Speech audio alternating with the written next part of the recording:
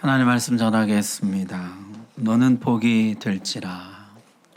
하나님은 우리를 스스로 복될 뿐만 아니라 이웃에게도 복을 나눠주는 존재가 되어라 하셨습니다. 어떻게 하면 우리가 세상을 축복하는 존재가 될 수 있을까요? 아브라함에게 3명의 나그네가 찾아왔습니다. 성경은 당시 아브라함이 마므레 상수리 나무 숲에 여전히 살고 있었다, 그렇게 기록합니다. 애굽의 쓰라린 실패를 경험하고 나서 찬란한 도시 대신에 상수리 숲에 장막을 쳤었죠. 이런 일 저런 일 많이 있었지만은 그는 여전히 꽤 시간이 흘렀음에도 불구하고 장막에 거주하고 있었습니다. 나그네가 찾아왔는데요, 아브라함의 행동을 여러분 한번 보십시오. 그들을 보자 곧 달려나갔다는 것이에요. 그들을 보자 곧 달려나갔고 영접하며 몸을 땅에 굽혔습니다. 지금 시간이 정오 날이 뜨거울 때이거든요. 중동에는 정오라는 시간은요, 쉬고 잠을 자는 시간이지 사람들이 왕래하는 시간이 아닙니다. 누가 이 시간에 왔어 하지 않고 아브라함이 달려나갔다는 것이에요. 지금 아브라함의 나이가 99세입니다. 뛰어나가고 그럴 나이가 아니에요. 더구나 몸을 땅에 굽혀 맞이했다는 것입니다. 환대이죠. 극진한 정성을 다한 대접이었다는 것이죠. 아무것도 없던 자신을 이렇게 거부가 되게 하시고 군사도 있고 동맹도 있고 이 낯선 땅에서 강하게 하신 하나님, 그 복을 나름대로 나눠주고 싶었던 것일까요? 아브라함은 이 손님들에게 극진한 대접을 합니다. 그가 베푼 잔치를 여러분 한번 보십시오. 여기 보니까 떡을 하는데 그냥 가루가 아니라 고운 가루로 했어요. 최상급, 우리나라로 치면 제일 좋은 쌀로 했다는 것이죠. 세 스아를 했다, 그렇게 기록하는데요. 한 스아가 7.3리터입니다. 한 스아가 80명분 음식이라 그래요. 그러니까 세 스아니까 240명분이에요. 나그네는 세 사람 왔는데 온 집안 잔치를 한 것이에요. 내가 복받은 것이 감사하고 내가 나눠줄 수 있는 것이 감사하고 풍성한 잔치를 베풀었다는 것입니다. 자, 거기에 기름지고 좋은 송아지 고기를 대접했다는 것이죠. 소고기만 해도 좋은데 송아지 고기를 대접했다는 것이에요. 엉긴 적, 버터와 우유, 하여튼 최상의 대접, 풍성한 잔치, 아브라함이 할 수 있는 최상의 풍성한 잔치와 극진한 환대를 했다는 것입니다. 그렇게 차려놓고 내가 너에게 이렇게 베풀어준다 하지 않고 나그네들이 식사하는 동안에 그 옆에 모셔 서 있었다는 것이에요. 우리 앞에서 봤지만은 아브라함 집에 종이 많습니다. 종들 시키지 않고 직접 그 옆에 서서 식사하는 내내 시중을 들었다는 것이에요. 누가 주인이고 누가 높은 사람인지 모르는 지경이죠. 마치 제자들의 발 앞에 주님이 무릎 꿇고 그 발을 닦으시던 것처럼. 자, 아브라함은 참 사람 좋은 사람이다 그러고 말랬더니요, 성경에 보니까 이게 믿음의 사람들의 중요한 특징이었다, 이렇게 말씀합니다. 아브라함은 약속의 씨 이삭을 낳았을 때도 큰 잔치를 베풀었습니다. 온 가족 모든 이웃들에게 풍성한 잔치, 극진한 환대를 베풀었다는 것이요. 이삭도 그 아버지를 따라서 잔치를 베푸는 삶을 살았어요. 이삭이 그들을 위하여 잔치를 베풀매. 창세기 26장에 나오는 이야기인데요. 여기 이 그들이 누굽니까? 우물을 팔 때마다 쫓아와서 괴롭히고 자기 것이라고 우기고 빼앗고 그 사람들이거든요. 선하지 않은 이웃입니다. 그들을 위해서도 잔치를 베풀었다는 것이요. 성경은 이 잔치에 대한 이야기가 많이 나옵니다. 여호와는 나의 목자시니 내가 부족함이 없으리로다. 나의 목자 하나님은 나에게 잔치를 베풀어 주시는 분이에요. 내게 상을 차려주시고 내 잔이 넘치도록 기름을 부어 주십니다. 주님은 탕자의 비유를 들어서 이 잔치 이야기를 하세요. 집 나간 아들이 돌아왔을 때 아버지는 잔치를 벌입니다. 여기도 송아지 고기가 나와요. 살찐 송아지를 끌어다가 잡으라. 가장 풍성한 잔치, 극진한 환대. 집 나갔던 아들이에요. 모든 유산을 탕진한 아들입니다. 이게 매 맞아야 마땅한데 아버지는 잔치를 벌여요. 이게 하나님 나라라는 것이죠. 정오에 예의도 없이 찾아온 사람들 또는 선하지 않은 이웃들, 집 나간 아들까지 어떻게 보면 잔치를 베풀어 줄 가치가 없고 잔치를 받을 자격이 없는 사람들인지 모릅니다. 그러나 하나님은 믿음의 사람들은 그들에게 잔치를 베풀어 준다. 하나님은 그들에게 잔치를 베풀어 주시는 좋은 아버지라 그렇게 말씀하시죠. 주님은 천국은 곧 잔치이기 때문에 이렇게 말씀하십니다. 잔치 중에 가장 풍성한 잔치, 가장 기쁜 잔치, 혼인잔치와 같다는 것이에요. 하나님 나라는 혼인잔치와 같다. 계시록에 이 세상이 끝나고 하나님 나라가 완성되었을 때의 모습을 이렇게 말씀합니다. 어린 양의 혼인잔치라. 가장 풍성한 잔치. 그게 하나님 나라의 모습이라는 것이죠. 따라서 잔치의 주인은 이렇게 명령하십니다. 혼인잔치는 이미 준비되었으니. 잔치를 거절한 사람들 말고 내 거리 길에 나가서 사람을 만나는 대로 청하여 오라. 눈먼 자, 저는 자, 가난한 자 누구라도 이 잔치 초청에 응하는 자는 잔치에 들어오게 될 것입니다. 여러분, 잔치는 최고의 잔치입니다. 그런데 참석자는요, 근사한 사람들이 아니에요. 눈먼 자들, 저는 자들, 가난한 자들, 죄인들이고 병자들이에요. 나그네, 소자 이런 사람들이에요. 너는 복이 될지라. 여러분, 우리가 어떻게 세상을 축복할 수가 있습니까? 어떻게 세상에 복을 나눠줄 수가 있습니까? 나는 잔치를 베풀어 줄 여력이 없어요. 내가 줄 수 있는 잔치라는 게 너무나 한계가 있고 보잘것없어요. 근데 하나님 뭐라고 말씀하십니까? 아버지가 잔치는 이미 준비되었으니 우리가 할 일은 나가서 사람들을 잔치에 초청하는 것입니다.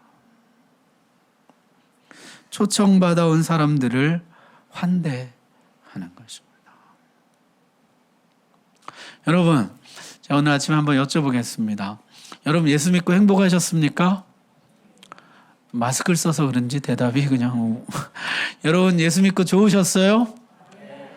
죄로부터 구원받고 삶의 의미와 목적을 발견하고 주님과 동행하는 삶, 복된 삶이죠. 잔치를 맛보는 삶이거든요. 혼자만 잔치를 누리지 말고 나가서 초청하라는 것이에요. 그게 우리가 하나님의 복을 세상에 나눠주는 방식입니다. 나가서 저들을 잔치에 초청하라. 잔치는 이미 아버지가 최고의 잔치를 준비해 놓으셨으니 세상 어디서도 맛볼 수 없는 최고의 잔치를 이미 준비해 놓으셨으니 너희는 가서 내 거리로 나가서 만나는 대로 사람들을 초청해서 청하여 데리고 오라. 그게 성도가 복을 나누는 방식입니다.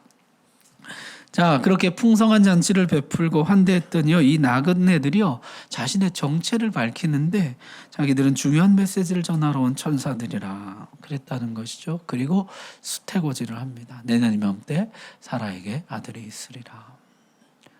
24년간 기다렸던 약속이 성취되는 순간입니다. 그런데 이 말을 듣고 사라가 웃었다는 거예요. 내가 노쇠하였고 내 주인도 늙었으니 내게 무슨 즐거움이 있으리요. 아브라함도 웃었는데 사라도 웃습니다. 아들을 낳으면 이름을 이삭이라 하라. 여러분, 이삭 제가 여기 써놨는데요. 이게 이름 그대로 이츠하크예요. 이츠학. 이츠학은 웃음이라는 뜻이에요. 내년 이맘때 웃음이 나오게 될 것이다. 내가 너희를 웃게 할 것이라. 그렇게 말씀합니다. 여러분, 창세기 보면요 3가지 웃음이 나와요. 여기 아브라함과 사라의 이 헛웃음이 있죠. 에이, 설마 그렇게 되겠어? 이스마엘이나 하나님 앞에 잘 살기를 원합니다. 이런 헛웃음이 있어요. 19장에 가면 롯의 예비 사위들의 비웃음이 나오죠. 조롱한, 웃기네 이렇게 하는 거죠. 하나님 말씀 앞에서 웃기네, 비웃음. 3번째는 하나님이 우리에게 주시는 진짜 웃음이 있다는 거. 이츠하크. 내가 너희를 웃게 해줄 것이다. 요새 우픈 현실이라 그런 말을 쓰더라고요. 웃긴데 슬프다는 것이에요.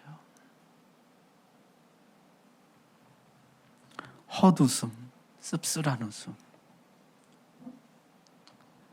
에이, 내가 아멘은 하지만 그렇게 되겠어?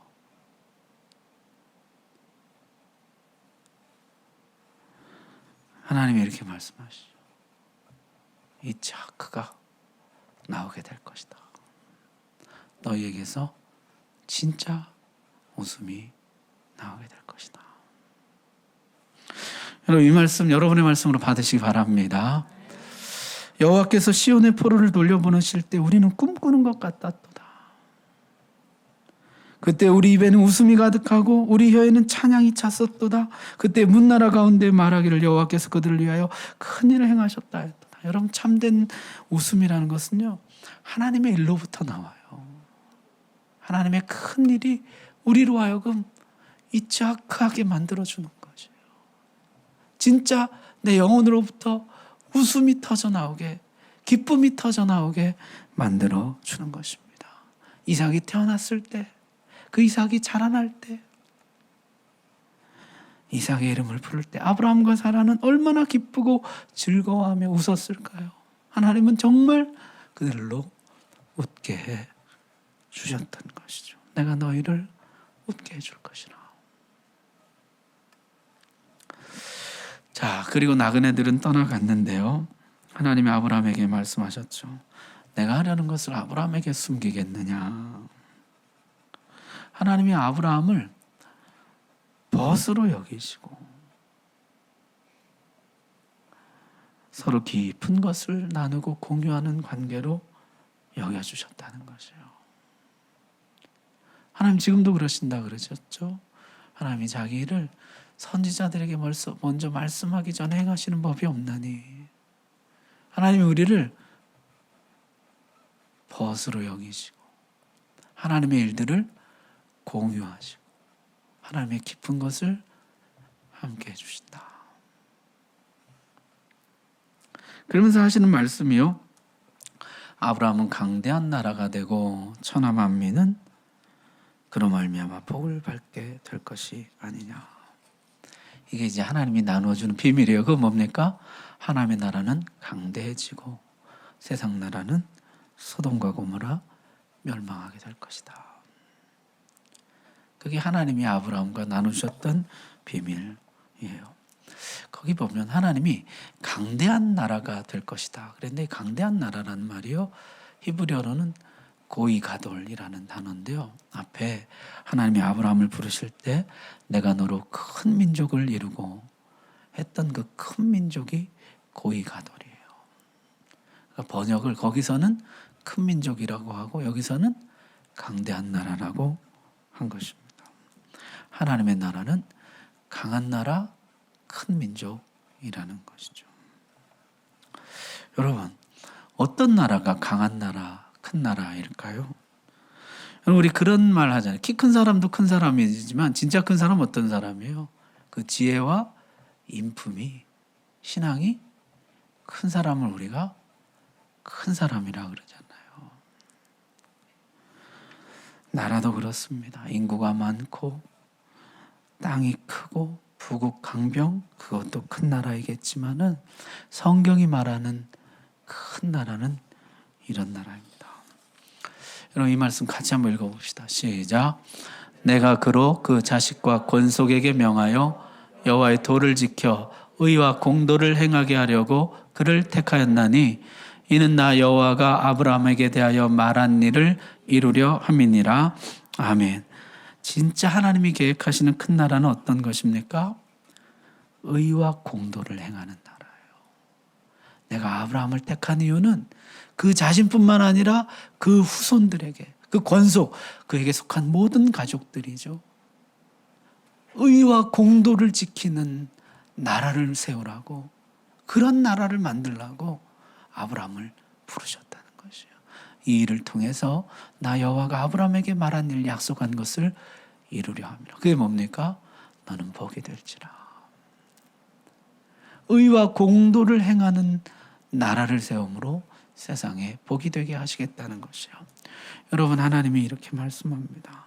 오직 정의를 물같이 공의를 마르지 않는 강같이 흐르게 할지어다. 이게 하나님 나라라는 것이에요. 정의가 강같이 흐르고 공의가 바다같이 충만한 나라예요. 아무리 가물어도 바다는 마르는 법이 없죠. 아무리 어려워도 마르지 않는 정의가 있는 것이에요. 흘러넘치는 공의가 있는 것이죠. 그게 강한 나라예요. 그게 큰 민족이에요. 그게 고이가돌, 하나님이 꿈꾸는 나라인 것이죠. 자, 내가 하나님 말씀대로 살면 어떻습니까? 너와 내 후손이 복을 받아. 내가 복이 돼요. 복을 받아요. 자, 뿐만 아니라 의인은 그 이웃의 인도자가 되나 악인의 소행은 자신을 미혹하느니라. 의인은요, 인도자가 돼요.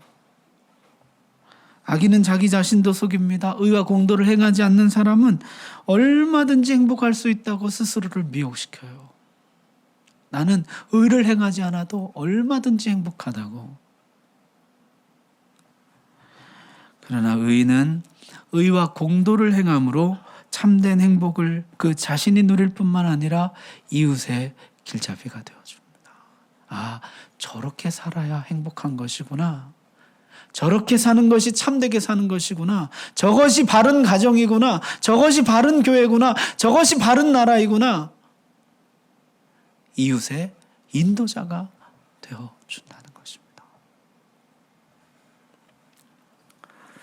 모범이 되고 모델이 되는 것이죠. 솔로몬의 지혜를 들으려고 사방으로부터 사람들이 몰려온 것처럼 의와 공도를 행하는 사람, 그 나라는요, 사방으로부터 사람들이 몰려와서 그 비밀에 대해서, 그 지혜에 대해서 알기를 원한다는 것이에요. 여러분, 세상에 눈먼 인도자가 많습니다. 소경이 소경을 인도하는 것이 얼마나 많은지요. 자기도 길을 모르면서 길을 안내합니다. 불행의 길로 안내해요. 멸망의 길로 안내합니다. 넓은 길로 안내해요.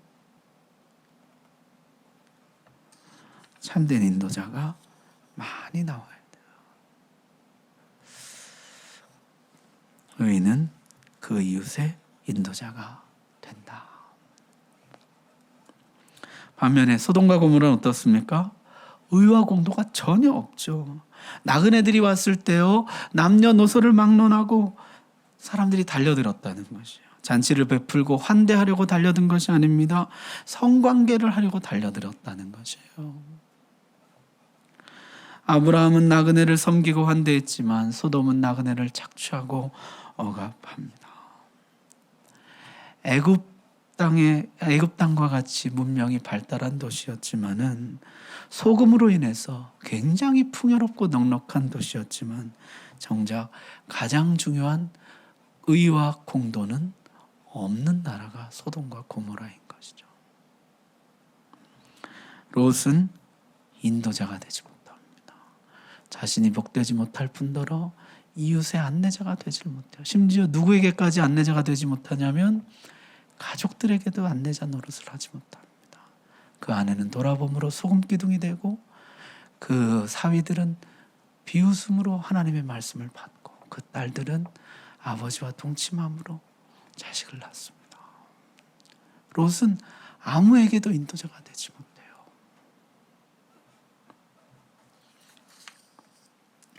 주님은 오늘 우리에게 경고하십니다. 너희가 지금 소돔보다 더하다. 풍요롭고 편리한 물질 문명을 누리고 살지만은 정작 너희 삶에 의와 공도는 없다는 것입니다. 옛날보다 살기 편해졌느냐 그러면 맞아요, 편해졌어요. 예전보다 풍요로워졌느냐 그러면 맞습니다, 풍요로워졌습니다. 예전보다 더 의와 공도를 지키느냐 그러면 아니요, 훨씬 못합니다. 갈수록 의와 공도로부터 멀어지고 있습니다.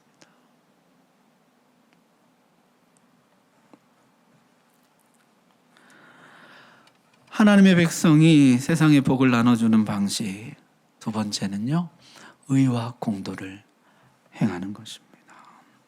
그러면 내가 복될 뿐만 아니라 이웃에게 인도자가 되어준다는 것이죠. 의와 공도를 행하는 상사가 되어서 부하 직원들, 후배들에게 인도자가 되어주는 것이에요. 아, 직장생활은 저렇게 하는 거구나. 예수 믿는 사람은 직장생활 저렇게 하는 거구나. 인도자가 되어주는 것이에요. 의와 공도를 행하는 믿음의 선배가 되어서 다음 세대들에게 인도자가 되어주는 것입니다. 아, 신앙생활은 저렇게 하는 것이구나. 주님은 저렇게 섬기는 것이구나. 교회 봉사는 저렇게 하는 거구나. 믿음의 교제는 저렇게 하는 거구나. 인도자가 되어주는 것이죠.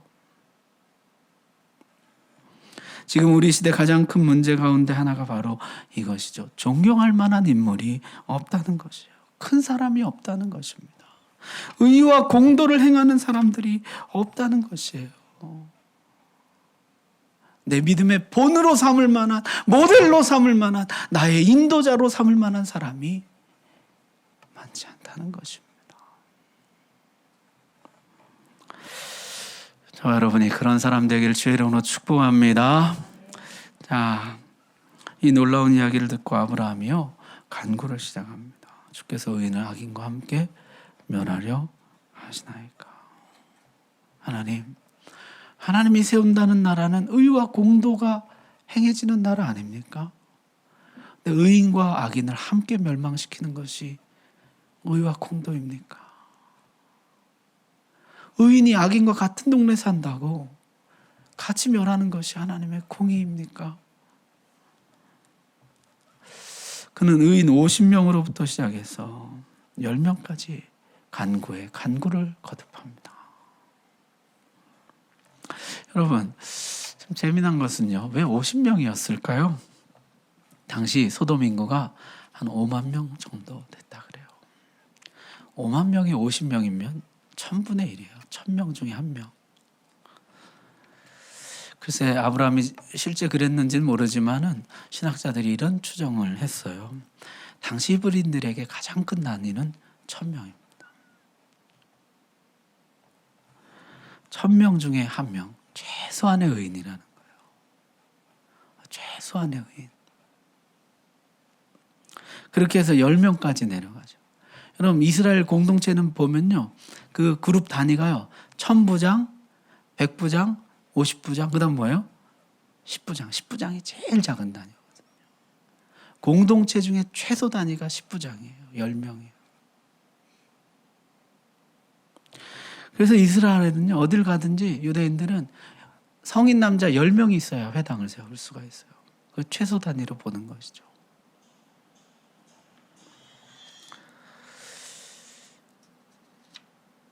가장 작은 단위의 의인 그룹. 최소한의 의인.